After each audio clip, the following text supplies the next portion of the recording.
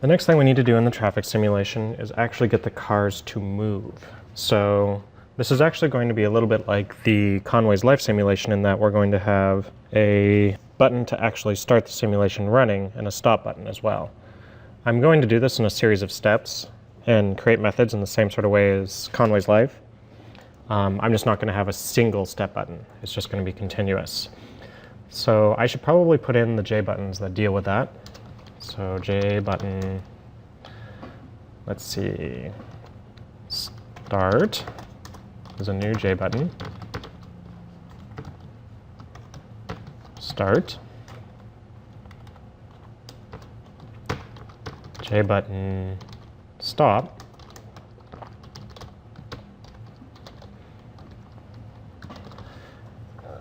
Gonna have to import that, obviously. And then I need some way to add cars into my simulation. So this is a little bit of trickiness. I'm gonna have to have, I think I'm gonna add buttons on the sides.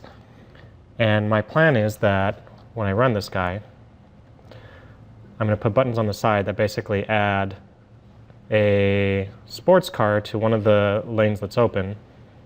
And if it can't fit in the first spot, I'm going to move over a little bit and try putting it on the next spot over in one of these lanes. So the idea would be I'm filling from top to bottom, left to right. Top to bottom as first priority though. So that means I'm going to need some buttons for the left and right, or for the left side, for example. So let's see. I'm going to add a new J button, which says add semi.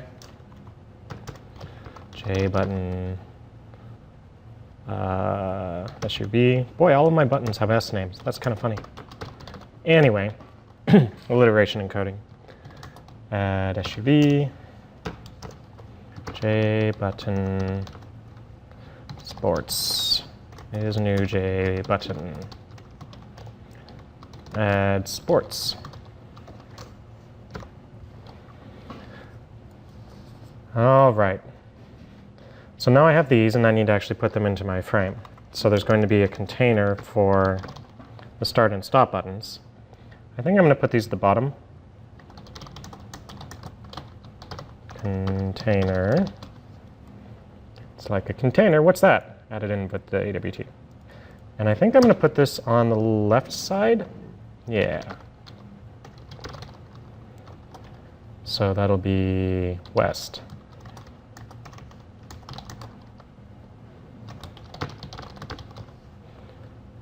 All right, so now I need to actually put all those components in.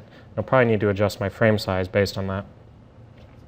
So now that I've got the road in, I should do something with maybe the bottom two. So south.add start. You know what I should do before this is make the layout. Let's make this a grid layout, which is one row and two things in it. Grid layout, I know not what you speak, import. Okay, now I know what you're talking about.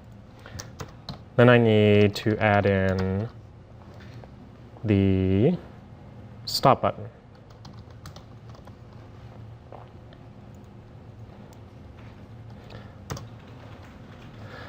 All right, so I've got those two things added in, and now I need to add it to the frame. And I'm going to do that in the south.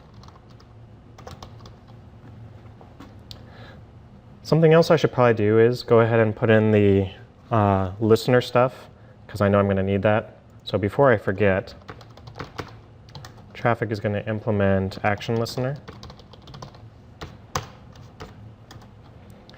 which is an import thing, and also I need to add in the unimplemented method down at the bottom, which is action performed. Also, I should add in action listeners for both the start and the stop button. These are the most common reasons why buttons don't work, is because you forgot to add an action listener when you actually created the button. Okay, so there's those two. Now I need to do all of these containers. So that's the south container. West container.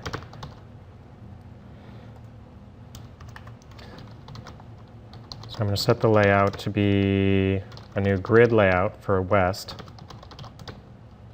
This is going to be 3 by 1. I'm going to add in a semi button. And I should probably set semi's add action listener here.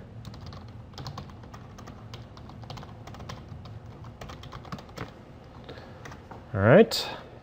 Next up, I need to do the same sort of thing with SUV and sports. Being lazy, I'm going to do this copy and paste way, which sometimes works well, and sometimes you forget to change everything you need to, which causes lots of problems. And then finally, I need to add this into the frame.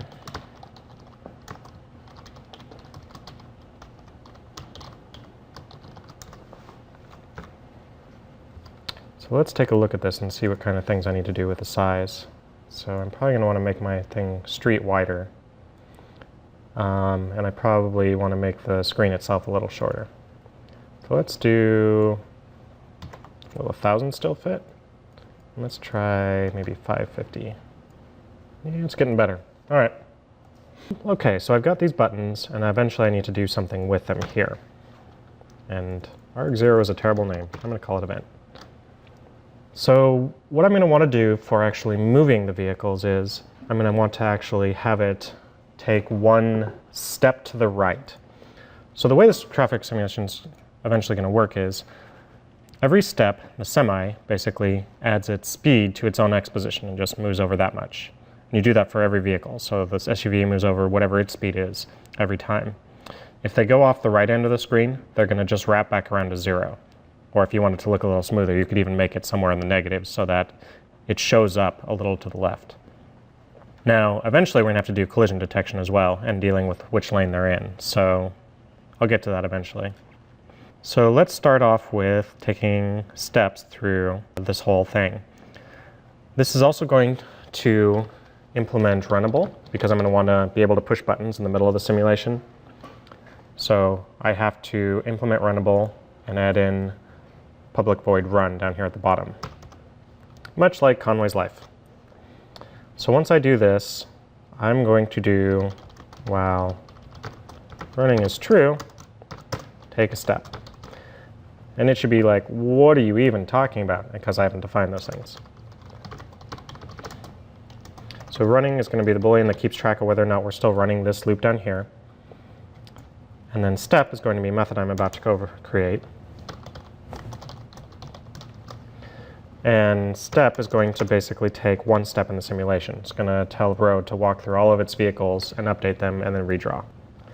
In fact, I think I actually want to create step not here, but actually in the road itself, because the road is the thing that has all of the vehicles inside of it. So I'm going to say road.step.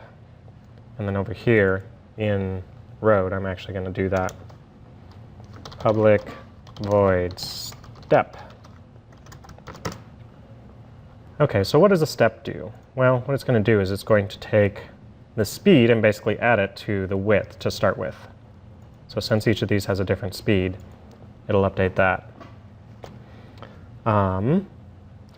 So here, I'm basically going to do a for loop through all of my cars in my array list.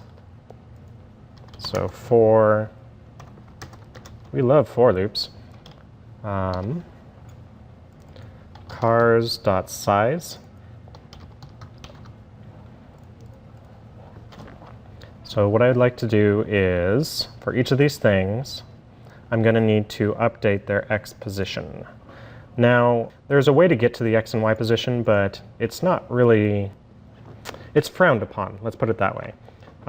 You're not supposed to just straight up access these things inside of here. You're supposed to have getters and setters for them. And so I'm going to go ahead and I'm going to need to be able to get my x position, public int get x. It's just going to return x. I need to be able to set my x position. Oops, that's not an int. That's going to be a void type.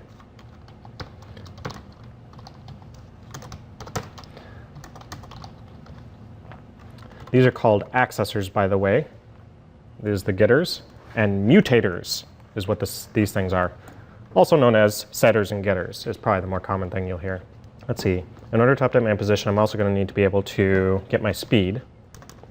In the base simulation, you don't need to worry about altering your speed. Eventually, if you decide to do extra credit and do acceleration, then you will need to worry about altering your speed over time. So all I need for this one is get speed, return speed.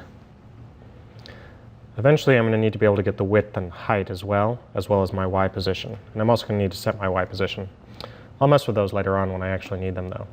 Now notice that by putting in these three methods, Semi, SUV, and Sports automatically get these three methods. So I don't need to basically put each of these in all of three of these different classes. That's one advantage of inheritance. So this is going to go really fast, is my guess. Oh well, we'll get to that. So for now, all I'm going to do is I'm going to say get 0 dot get x. That's my x position. I'm going to add on my speed. I don't really want to type cars.get 0 over and over again, so I think what I'm going to do is I'm going to have vehicle v equal cars.get a. And I'm just going to say v.getx plus v.get speed. And I need to set my x position to be that. So set x to be whatever my previous x was plus my speed. That's a step. And then I think I'll do the repaint over in traffic. So I'll take one step and then frame.repaint. Because I know this is going to be fast, what I'm also going to do is do a sleep. That requires a try-catch block.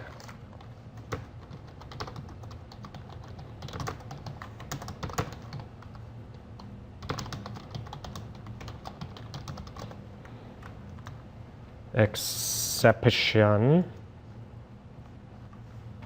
There we go.